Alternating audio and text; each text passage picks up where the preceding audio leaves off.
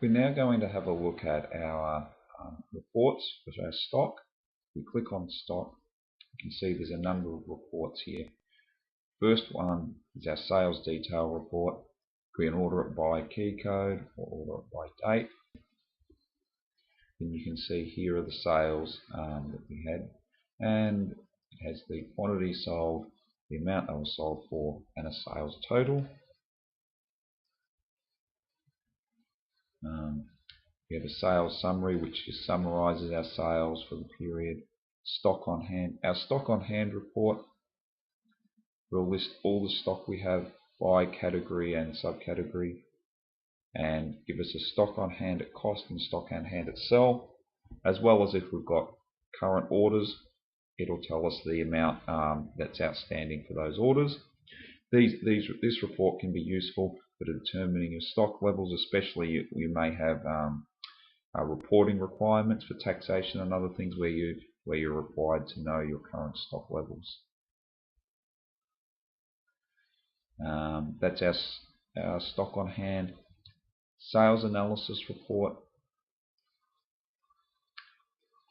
This report reports for the last 4 months. It'll tell you the amount of the actual sales. So for instance, for this item, we have $35 one sale, any markdowns that were occurred, and the profit and the tax that was paid on those, and then it summarizes the same figures for the last 4 months. So for the 3 months prior to that, it only gives you the sales total. For the current month, it gives you the breakdown with the summary. Our stock coverage report. Now this report can be useful. For any of these reports, you can select by category or subcategory. For instance, if we only want to look at our gloves here, we do our stock coverage report. Okay, we've got our UFC MMA gloves, we've got our cost and sell. We've had 3 sales, so it's worked out our average sales per week at the moment is 3. Our current stock on hand is 2, and we've got 2 on order. It's worked out our optimum stock level is 12 to give us 4 weeks coverage for those 3 items. We've done this report for 4 weeks. So the required stock that we need to order to bring us up to that level is 2 more items. That's what this report is telling us. This can be useful for tuning your stock levels to make sure you're not holding more stock than you require, and that you're not going to run out of items. With your week's coverage, you want to set that to be a figure that represents the amount of time between your orders. Our completed orders simply gives us a list of any orders that have been completed within the period that we've specified up here. So you can see there's a summary of our orders. And similarly, our stock purchase does the same thing. It just gives us a summary of all the items that have been purchased within that period by order. So you can see we had order 3, order 4. Gives us a total purchase cost and a total retail value with our percentage markup in there as well. So that's our stock reporting. The last item we have with our stock is our stock take or count option. Here we can count and update our stock. Now, there's 2 ways this screen can function.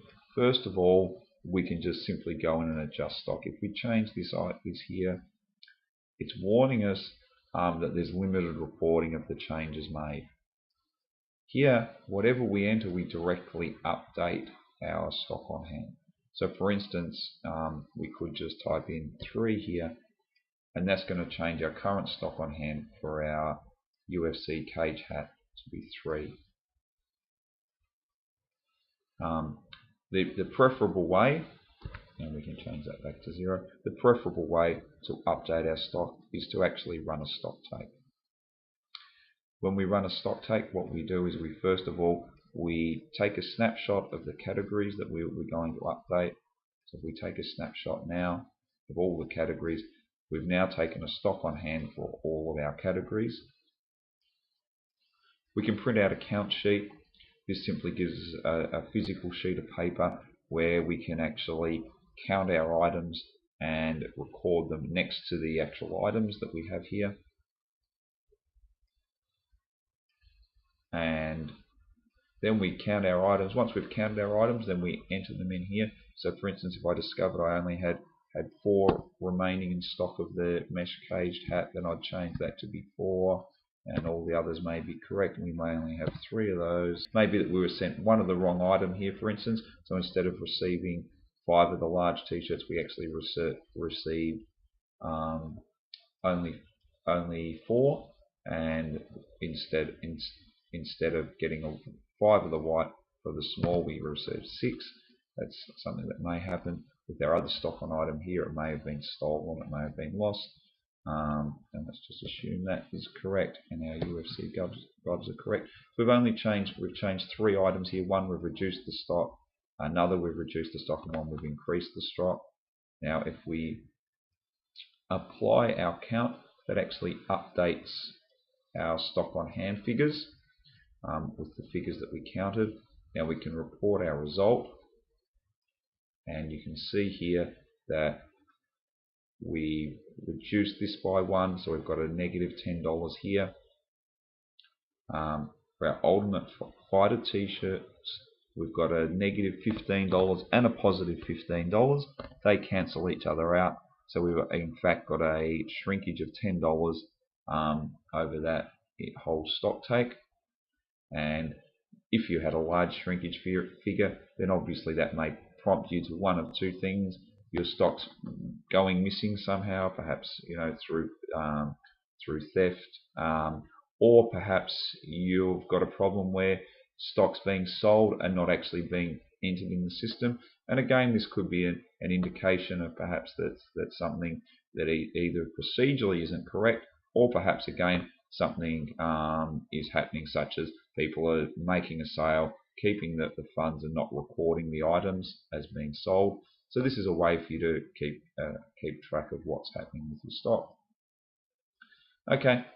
Lastly, you can delete a stock take if you wanted to. If you were part way through it and you decided you no longer wanted that, you could delete it, or you can simply delete it to remove it from the system.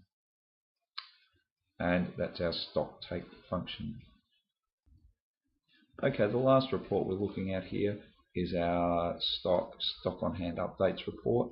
Now this report here reports what updates have occurred. So if, for instance, here I'm just selecting our gloves to report on, then here we've got our UFC MMA glove, and we've had a sale of 1 item, a sale of 2 items. So these are a negative adjustment to our stock on hand.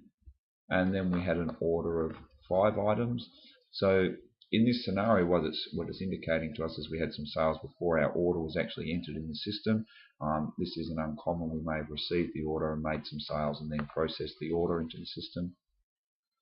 And then we've had our stock take, and there was no adjustments made as a result of our stock take. If we'd updated our stock as a result of our stock take, that would be a figure there.